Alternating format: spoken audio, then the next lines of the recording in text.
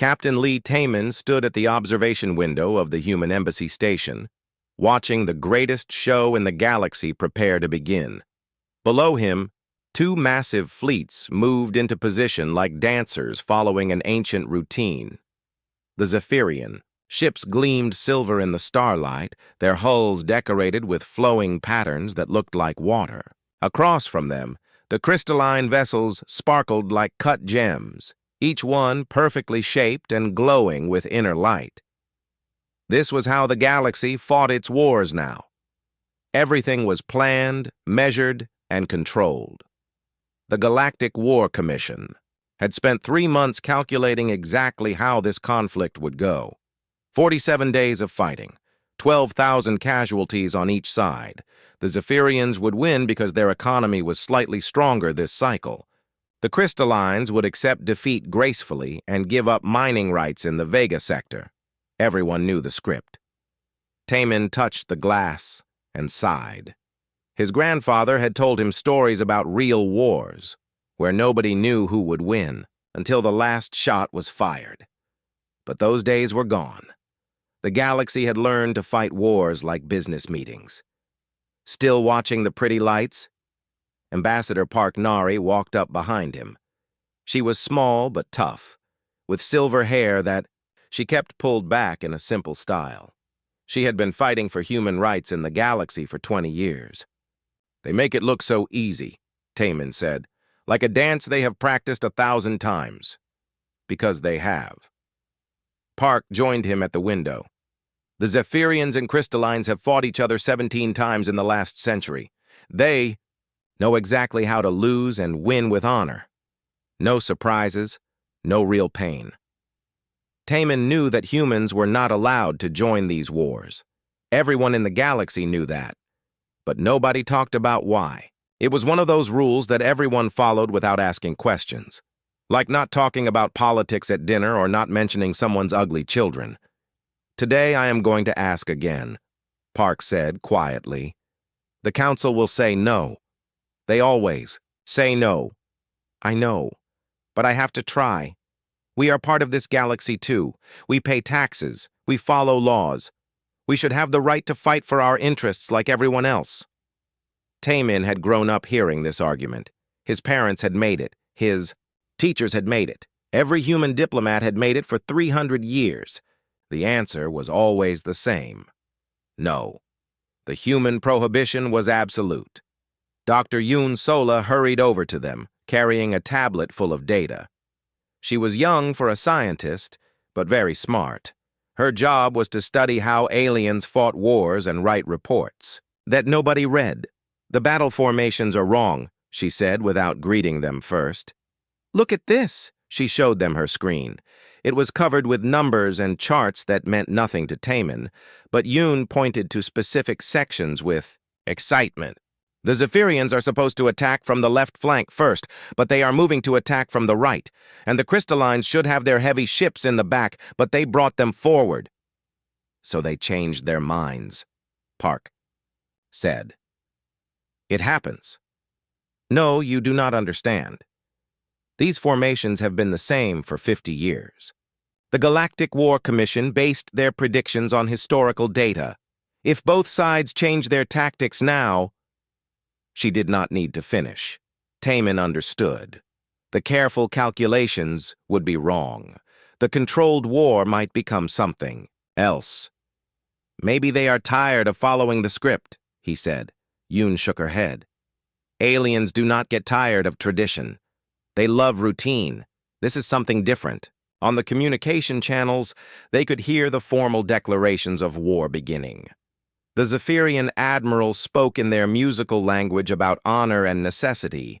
The crystalline commander responded with mathematical precision about resource allocation and acceptable losses. It was like listening to a very boring play that everyone had memorized. But Taman noticed something in their voices. The Zephyrian admiral sounded angry instead of formal. The crystalline commander seemed nervous instead of confident. This was not how these announcements usually went. "Request permission to address the Galactic War Commission," Park said into her communicator. The response came back immediately. Permission denied. Human observers will maintain silence during active conflict resolution. Park's face did not change, but Taman saw her hands clench into fists. 300 years of the same rejection, delivered in the same cold words. The first shots were fired below them. But instead of the careful, measured attacks that the Commission had planned, both fleets opened fire with everything they had. Explosions lit up space like fireworks. Ships that were supposed to retreat kept fighting. Formations that should have held together scattered in all directions. "This is not going according to plan," Yoon whispered. More ships joined the battle. Then more. Species that were supposed to stay neutral started moving their fleets closer. The careful balance was breaking down. Commander Kang Hyunwoo appeared on the observation deck, still wearing his military uniform even though he was technically off duty.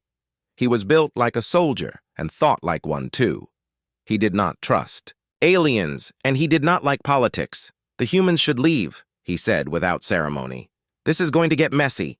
We have as much right to be here as anyone else," Park replied firmly. "Rights do not stop missiles from exploding," Kang shot back. "And we both know what happens when humans get involved in galactic wars." That was the question nobody wanted to ask. What had happened 300 years ago to make the entire galaxy afraid of letting humans fight? The records were sealed. The witnesses were dead. Even the aliens who had been there refused to talk about it. But as the battle below them grew more violent and chaotic, as ships that should have surrendered kept fighting and allies started shooting at each other, Taman began to wonder if they were about to find out. "Get me Admiral Choi," Park said suddenly. "If the galaxy wants to remember why humans were banned from their wars, maybe it is time we reminded them." The old admiral had not spoken about the War of 2089 in decades, but as explosions continued to light up space and the careful order of galactic warfare fell apart, it seemed like the past was about to become very important to the present. The communication board lit up with emergency signals. Ships were calling for help. Allies were abandoning their partners. The 47-day war was becoming something much bigger and much more dangerous than anyone had planned. And for the first time in 300 years, the Galactic Council was about to remember why they had been so afraid of the human way of fighting wars. Admiral Choi Daeho sat in his small apartment on Earth, watching the news reports from the Vega sector with tired eyes. He was 93 years old and had not worn a uniform in 20 years. His hands shook a little when he held his coffee cup. But his mind was still sharp. Sharp enough to remember things he wished he could forget. The news anchor was trying to explain why the Zephyrian Crystalline War had gone so wrong. Ships that should have surrendered were fighting to the death. Allies were turning on each other. What should have been a quick, clean conflict was spreading to 3 different star systems. "The Galactic War Commission is calling for immediate ceasefire negotiations," the anchor said. "This unprecedented breakdown in civilized warfare protocols has shocked military analysts across the galaxy." Choi turned off the screen and looked out his window at the ocean. He had bought this house because it reminded him of peace. The waves came and went in steady rhythm, nothing like the chaos of space battles. But today, even the ocean could not calm his mind. The door chime rang. He knew who it would be before he answered. Ambassador Park Nari stood outside with Captain Taman and Dr. Yoon. They all looked worried. "Admiral," Park said formally, "we need to talk." Choi let them in and made tea. It was an old ritual that gave him time to think. He knew what they wanted. They wanted him to open the box of memories he had kept locked for 300 years. "The war is getting worse," Taman said. 6 more species have joined the fighting. The Commission has lost all control." "And they still will not let humans help," Park added. "Even now, when everything is falling apart, they refuse to lift the prohibition." Choi poured the tea with steady hands. "You want to know what happened in 2089? "Yes," Yoon said simply. We need to understand why they fear us so much. Choi sat down slowly. Outside, the waves kept their ancient rhythm. Inside, he prepared to tell a story he had never told completely to anyone. It started as a simple job, he began. I was Captain Kim Ji-hoon then, young and stupid enough to think I could change the galaxy. He closed his eyes and let the memories come back. The Altarian Republic and the Void Dwellers had been fighting the same war for 200 years. Every 30 years, they would have a battle. The Altarians would win. The Void Dwellers would give up some territory. Then they would wait and do it again. Like a schedule, Yoon said. Exactly like a schedule. The Galactic Council wanted humans to mediate the next battle. They said it would be good training for us, a way to learn how civilized species conducted war. Choi opened his eyes and looked at each of them. We thought it was an honor. The first time humans would be part of galactic warfare. We prepared for months. He stood up and walked to his bookshelf, pulling out an old photo.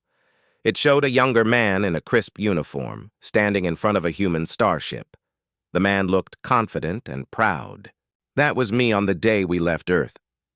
I thought we were going to help bring peace to the galaxy. Park leaned forward. What went wrong? Everything. But not in the way you might think. Choi sat back down. The battle started exactly as planned. The Altarians attacked from their traditional position. The Void Dwellers defended using their traditional tactics. It should have lasted 30 days with exactly 4,847 casualties on each side. But, Taemin prompted, but I started watching the battle patterns. I am a military officer. I noticed things.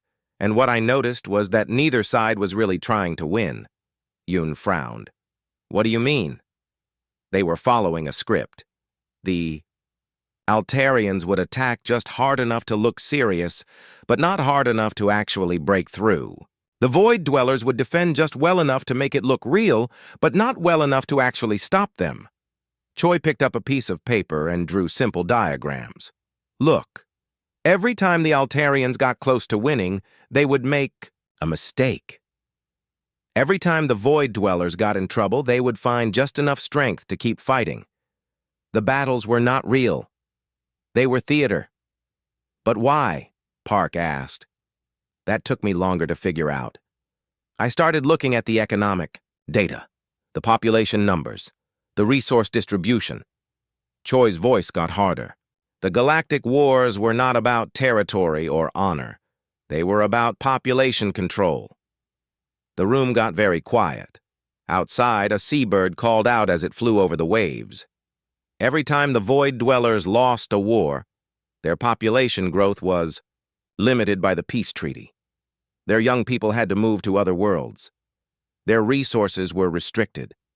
It kept them from getting too powerful. Genocide, Yoon whispered. Slow genocide. Spread over centuries. Made to look like honor and tradition. Choi's hands were shaking again, but not from age.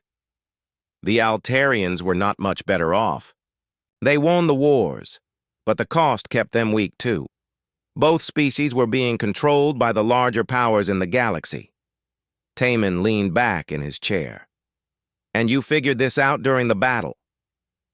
On day 15, I tried to contact both fleets and explain what I had discovered. I thought if they understood what was really happening, they would stop fighting and work together.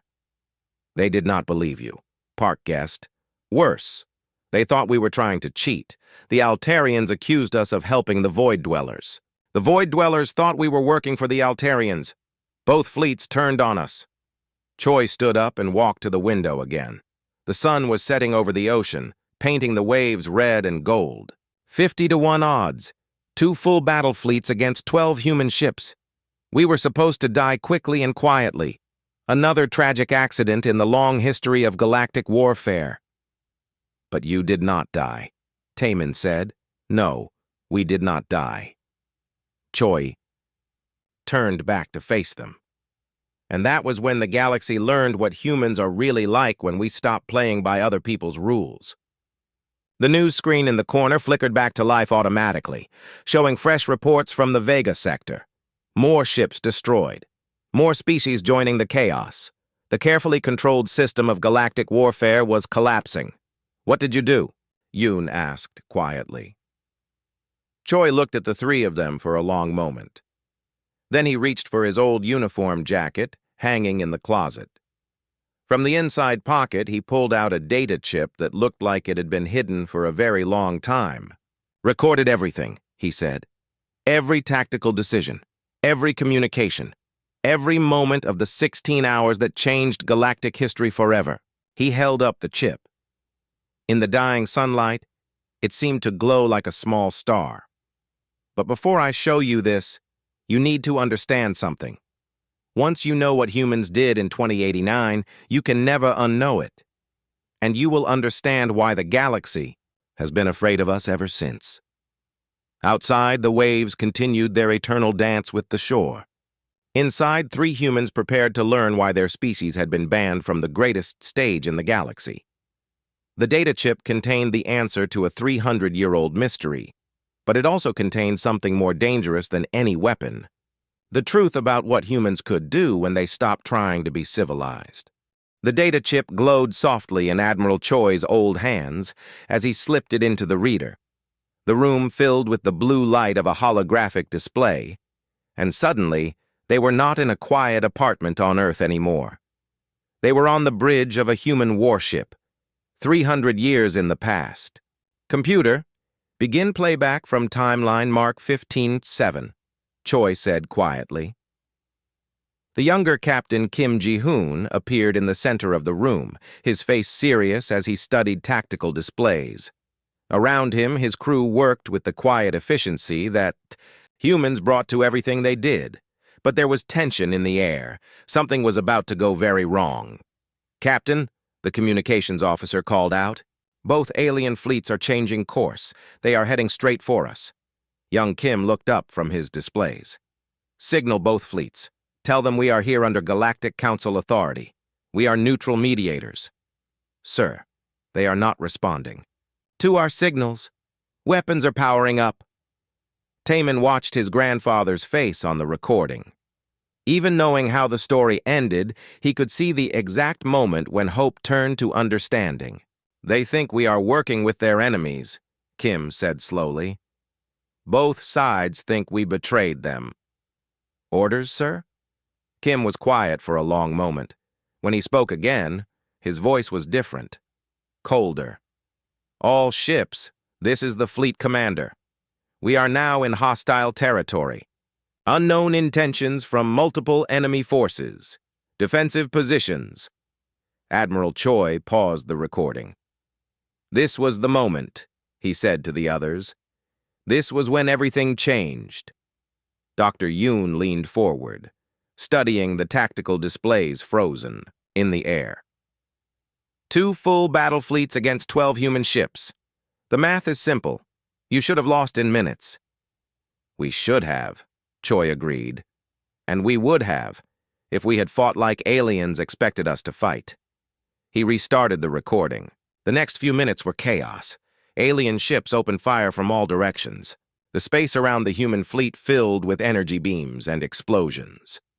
But something strange was happening. The human ships were not where the aliens expected them to be.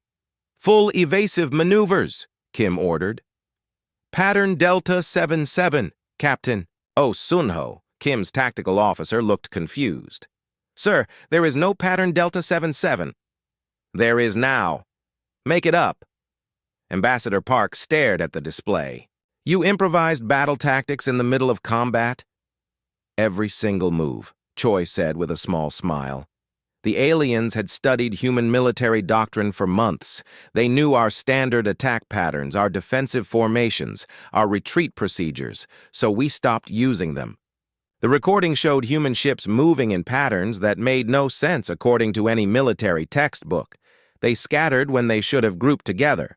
They attacked when they should have defended. They retreated in directions that led toward more enemies instead of away from them.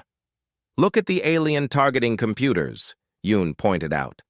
"They cannot lock onto your ships. because we were not following any logical pattern. Their computers were designed to predict rational behavior. We became irrational, but it was not random chaos. Taman could see that much. There was a purpose behind every seemingly crazy maneuver. The human ships were herding the alien fleets, pushing them into positions where they would get in each other's way.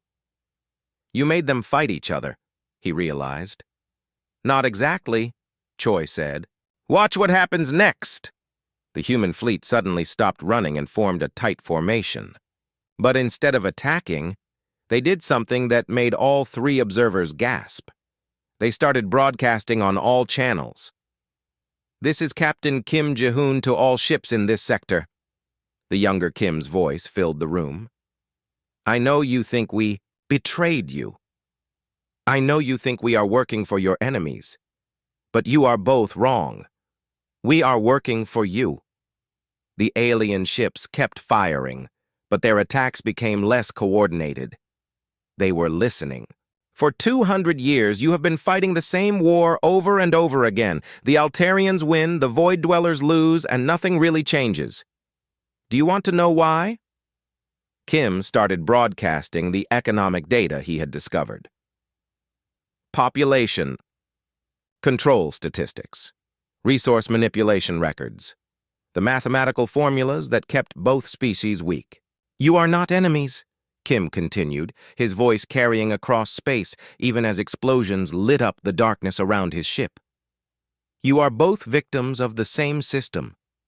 Impossible, Taman whispered. You were trying to negotiate in the middle of a battle? Not negotiate, Choi corrected. Educate. The alien attacks were slowing down. Not stopping, but becoming more hesitant. On the recordings, they could hear confused chatter on the alien communication channels. Sir, Oh Sunho called out from his station. The Altarian flagship is requesting private communication. Patch them through, Kim ordered. The alien commander appeared on screen. The Altarians looked like tall, thin humans with silver skin and large eyes. This one looked very confused. Human captain, the commander said in careful English.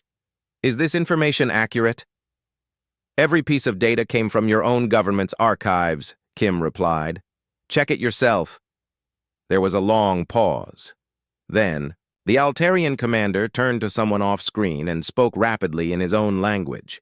When he turned back, his expression had changed completely. If this is true, he said slowly, then we have been fighting the wrong war. For 200 years, Kim agreed. The recording jumped forward several hours. Now both alien fleets were holding position around the human ships, but their weapons were powered down. The three fleet commanders were in communication with each other, sharing data and comparing records. This is impossible, Park said. You stopped a war by showing them they were being manipulated? We stopped a war by showing them the truth, Choi replied. But that was not the part that scared the galaxy. He fast-forwarded the recording to its final scenes. The three fleets were now working together, their crews moving between ships freely. Altarians and Void Dwellers were shaking hands and sharing meals. The ancient enemies had become allies in less than a day. How? Yoon asked.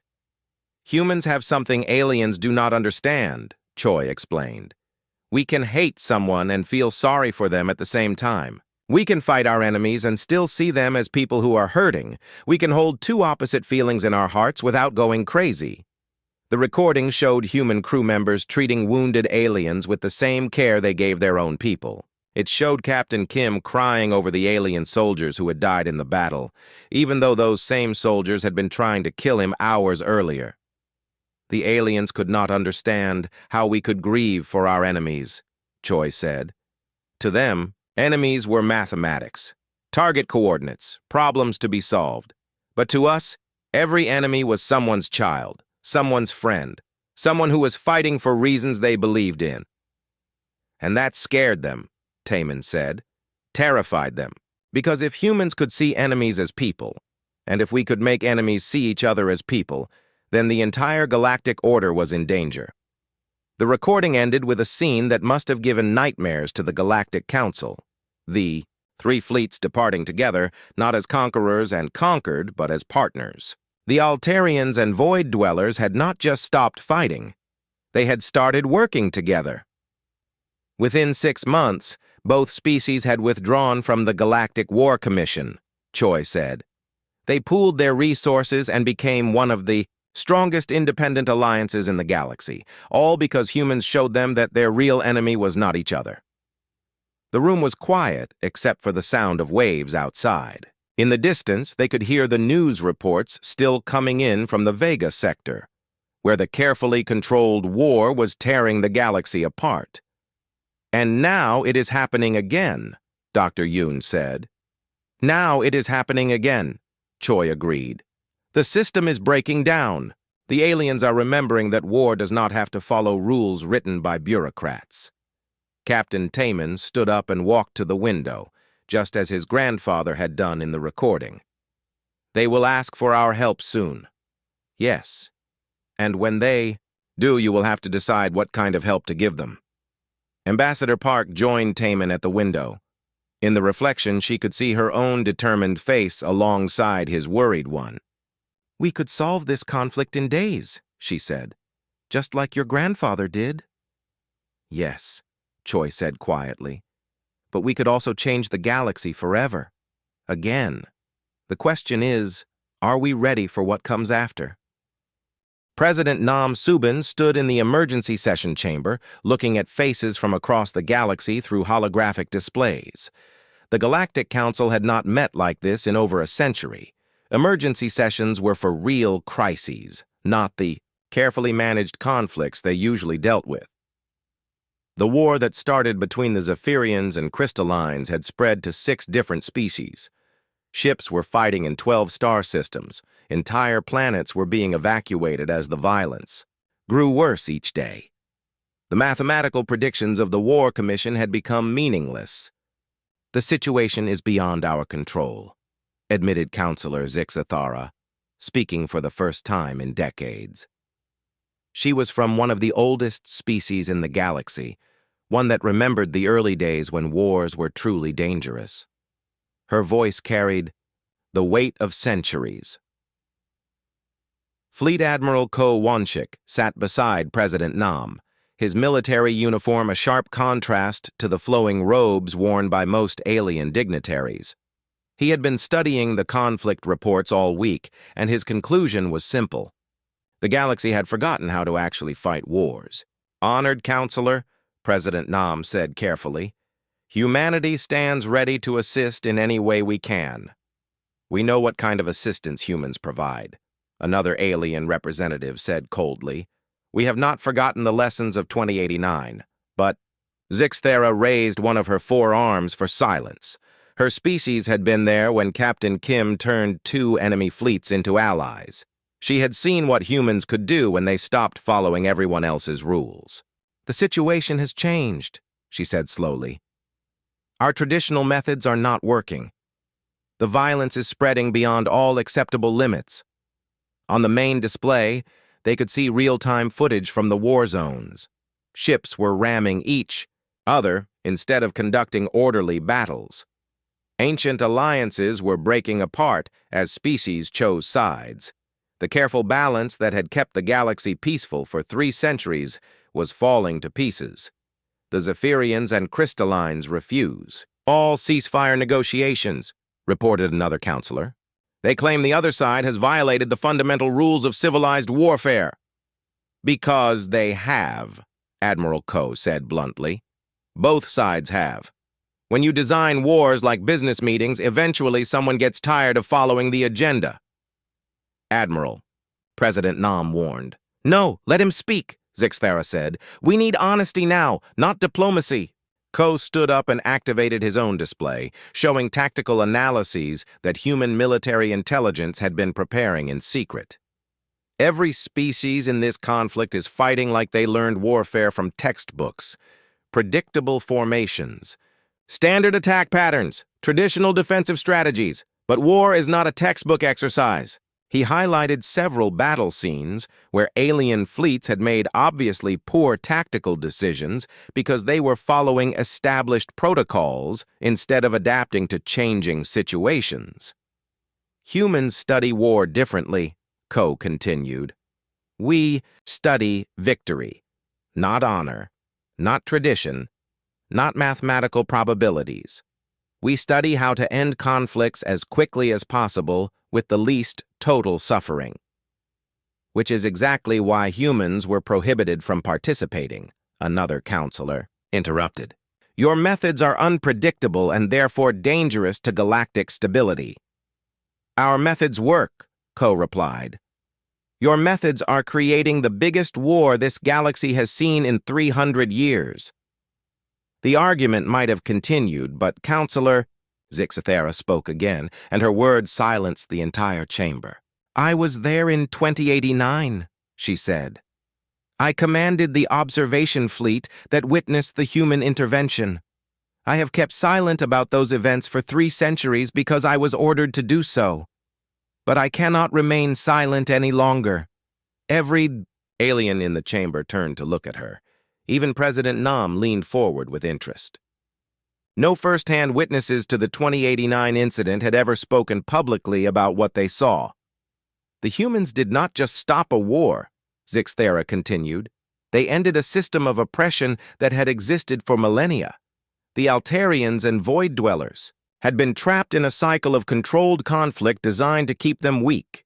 Captain Kim Ji-hoon showed them the truth, and they chose freedom over tradition. She paused, letting her words sink in. That terrified the Galactic Council, not because humans were violent, but because they were liberating. They could teach other species to think for themselves instead of following the rules we had created for them. And now, President Nam asked, now our system is collapsing anyway. The species fighting in Vega Sector have remembered that wars can be about more than mathematical formulas. They are fighting with real passion, real anger, real fear, and we cannot control them anymore. The chamber fell silent except for the sound of incoming reports from the war zones. More ships destroyed, more worlds threatened, more species joining the chaos. What do you propose? President Nam asked carefully. The Galactic Council formally requests human intervention to end the current conflict, Zixthera announced. But there are conditions. Admiral Ko laughed, but there was no humor in it. Of course there are conditions. After the conflict is resolved, humans must agree to permanent restrictions on military activities. You will be bound by all galactic warfare protocols. Your fleet movements will be monitored by Council observers, and you will never again be permitted to interfere with established conflict resolution procedures. You want us to save your system, and then promise never to change it again, President Nam said. Essentially, yes. The president looked around. The chamber at the alien faces staring back at her. Some looked hopeful, others looked suspicious, a few looked genuinely frightened. I need to consult with my advisors, she said finally. Of course. But please understand that time is critical. Every day we delay, more ships are destroyed and more worlds are threatened. The session ended, and the holographic displays faded away. President Nam was left alone with Admiral Ko and the weight of an impossible decision. They want us to be the galaxy's emergency repair service, Ko said. Fix their problems when they break, then go back to being ignored when everything is working. And if we refuse, then this war spreads until it destroys the peace that took 3 centuries to build. Billions of lives are at stake. President Nam walked to the window of her office, looking out at the busy space traffic around Earth. Human ships moved alongside vessels from dozens of alien species. Trade routes that had been peaceful for generations. Diplomatic missions that had taken decades to establish. What would Captain Kim do? She asked. Probably something that terrified everyone and saved everyone at the same time, Ko replied. But he was dealing with 2 species. We are dealing with the entire galactic. Order, sir? A young aide entered the room carrying an urgent message. Captain Taman is requesting permission to take a small fleet to the Vega sector. He says he has a plan. President Nam looked at Admiral Ko, Kim Ji-hoon's grandson. With the same dangerous ideas about how wars should end, Ko agreed. And if his plan works, then we solve the immediate crisis but probably create a dozen new problems with the Council. And if it does not work, then the galaxy burns, and humans get blamed for failing. To stop it, President Nam sat down at her desk and activated her secure communication system. Captain Taemin's face appeared on the screen, looking determined and slightly crazy in the way that young officers did when they thought they could change the universe. "Captain," she said, "tell me about this plan of yours." As Taemin began to explain his strategy, President Nam realized that the choice was not really between helping the galaxy or staying neutral. The choice was between letting the galaxy tear itself apart or teaching it a new way to live together. Either way, humanity was about to change galactic history once again. The only question was whether the galaxy would thank them or fear them even more afterward.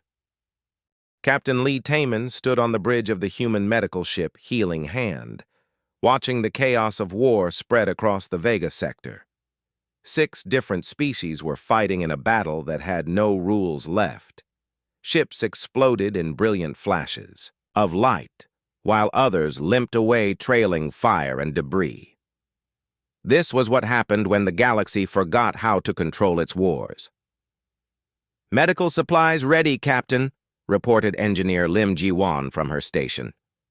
"Emergency surgery units are prepared for any species. Universal blood substitutes are loaded and ready. Remember," Taemin told his crew, "we are not here to fight. We are here to heal. Everyone who needs help gets help, no matter which side they are fighting for." Commander Kang Hyun-woo, leading the escort fleet, appeared on the communication screen. His ships were small and fast, designed to protect the medical vessels rather than engage in battle. "The Zephyrian fleet is 3 hours out," Kang reported. "The crystallines are moving to intercept them right in our path. Both sides have told us to leave immediately or be considered hostile." "Continue on course," Taemin ordered. "Begin broadcasting our medical intentions on all frequencies." "Sir, they are not going to care that we are medics when their ships start shooting." "Maybe not, but their wounded will care." Dr. Yoon Sola worked frantically at her station, monitoring the battle communications from all 6 species involved in the fighting. Her job was to predict where the casualties would be heaviest so they could position the medical ships accordingly. "The Void Dwellers and Altarians are fighting together now," she reported, "allied against the other 4 species. But their formations are breaking down. Too much emotion, not enough strategy." "Good," Taemin said, which made everyone on the bridge look at him strangely. "Sir, when soldiers stop following battle plans and start fighting with their hearts, they remember that their enemies are people too. Watch." On the main screen, they could see a damaged crystalline ship drifting helplessly while Zephyrian fighters moved in for the kill. But instead of finishing off the disabled vessel, the Zephyrian pilots suddenly broke off their attack. The crystalline ship was broadcasting distress signals. There were wounded aboard. "The Zephyrian commander is having second thoughts," Yoon observed. "His pilots trained to destroy ships, not to kill helpless crews." "And that is our opening," Taemin said. "All medical ships proceed directly to the battle zone. Begin rescue operations immediately." "Sir, both fleets are still shooting at each other," Lim protested. "I know. That is why we need to get in there before they destroy more ships." The human medical fleet moved into the middle of the active battle zone, their hulls clearly marked, with the red cross symbol of medical neutrality. They began launching rescue pods toward damaged ships from all species, broadcasting their intentions on every available frequency. "This is the human medical fleet," Taemin announced to anyone listening. "We are here to provide aid to wounded personnel from all vessels. We do not choose sides. We only heal." The response was immediate and hostile. Weapons locked onto the human ships from multiple directions. "Human vessels, withdraw immediately, or you will be fired upon." came the transmission from the Zephyrian flagship. Medical ships do not withdraw from wounded, Taman replied calmly. Continue rescue operations. The first shots came from a crystalline cruiser, energy beams that lit up space around the human ships. But the beams deliberately missed. Warning shots. All ships, evasive maneuvers, Commander Kang ordered. But do not fire back. Repeat, do not return fire. What happened next was something no alien species expected. When the human ships were attacked, they did not retreat or fight back. Instead, they launched more rescue pods. They moved closer to the most damaged vessels. They increased their medical broadcasts. Human ship, this is Crystalline Commander Veltar, came a confused transmission. Why are you not defending yourselves? Because you are not our enemy, Taman replied. Your wounded are our patients, that is all. A Zephyrian fighter, damaged and losing life support, suddenly found itself being tractored to safety by a human rescue ship. The pilot was unconscious, bleeding from multiple wounds. Human medical technicians brought him aboard and immediately began treating his injuries. Zephyrian Fleet, this is your pilot designation 77 Alpha. The wounded pilot transmitted weakly from the human medical bay. The humans? They saved my life. They are treating me like their own crew. The Zephyrian fleet commander heard the transmission and paused his attack pattern. On his screens, he could see human rescue ships moving between the fighting vessels, pulling wounded crew members from both sides. Crystalline soldiers and Zephyrian pilots were being treated side by side in the human medical bays. This is impossible, the commander muttered to his tactical officer. They are helping everyone. Sir, what are our orders? The commander looked at his tactical display, where human ships continued their rescue work even as energy beams flashed around them. Hold fire. Do not target the human vessels. Commander Kang was coordinating the defense of the medical ships when something extraordinary happened. A crystalline heavy cruiser, one that had been shooting at them minutes earlier, suddenly moved to shield the human medical ships from incoming fire. Crystalline vessel, this is Commander Kang. Thank you for the protection. Human Commander, came the reply. My crew has been monitoring your medical broadcasts. You saved the life of my navigator's daughter. She was serving aboard the ship you rescued an hour ago. We save everyone we can reach, Kang replied simply. Dr. Yoon was watching the communication channels when she noticed something remarkable happening. The wounded soldiers being treated on human ships were talking to each other. Zephyrians and Crystallines, who had been trying to kill each other hours earlier, were now sharing stories about their families, their fears, their reasons for fighting. Captain, she called to Taman, the wounded are talking to each other. They are starting to question why they are fighting. Good. Patch their conversations to the main battle frequencies.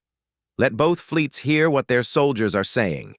Soon, every ship in the battle zone could hear the voices of their own. Wounded, being cared for by humans, and talking with former enemies who were now fellow patients. I have been fighting crystallines for 15 years, said a wounded Zephyrian Marine. I never knew they had families just like ours. My son is the same age as your daughter, replied a crystalline engineer whose ship had been destroyed. We are fighting over mining rights to worlds neither of our children will ever see. The shooting began to slow down. Ships that should have been attacking started holding their positions. Commanders found themselves listening to their own soldiers. Discover that their enemies were not monsters, but people. Engineer Lim made the final breakthrough. Instead of just rescuing the wounded, she began targeting the resource installations that both sides were fighting over. But instead of destroying them, she began salvaging them. All fleets, this is Engineer Lim aboard the human salvage vessel, she broadcast. We are recovering the disputed mining equipment and resources. They will be distributed equally among all species involved in this conflict. You cannot do that, protested the Zephyrian commander. Those resources are the prize of victory. What victory? Lim asked simply. Look around you. Ships destroyed, soldiers dead, families broken? Is any mineral deposit worth this much pain? The battle zone fell silent except for the sound of human rescue ships continuing their work. On every vessel, commanders and crews were looking at their screens and seeing something they had never seen before. Enemies helping enemies, wounds being healed regardless of which flag the wounded served. Under human captain came a transmission from Crystalline Commander Veltar. What do you want from us? Nothing, Taman replied. We want nothing except for the shooting to stop and the healing to begin. But why? What do humans gain from this? Peace. Just peace. One by one, the weapons powered down. The fleets that had been destroying each other began working together to search for survivors. The war that was supposed to last for weeks ended in 3 days. Not because anyone won, but because everyone remembered what they were really fighting for. 6 months later, Ambassador Park Nari stood before the reformed Galactic Council, addressing representatives who no longer seemed quite so sure that their old ways were the best ways. You asked why humans were prohibited from galactic wars, she said. The answer is simple. We do not fight wars to maintain order. We fight them to create peace. Once you understand the difference, you understand why the galaxy needed to change. In the audience, Captain Taman sat beside his grandfather, Admiral Choi. The old man had tears in his eyes as he watched his grandson receive the galaxy's highest honor for peaceful conflict resolution. The human prohibition is hereby lifted, announced Counselor Zixathera. But more than that, the galaxy formally requests that humanity help us learn new ways to resolve our differences, ways that honor life instead of death, ways that build understanding instead of maintaining division.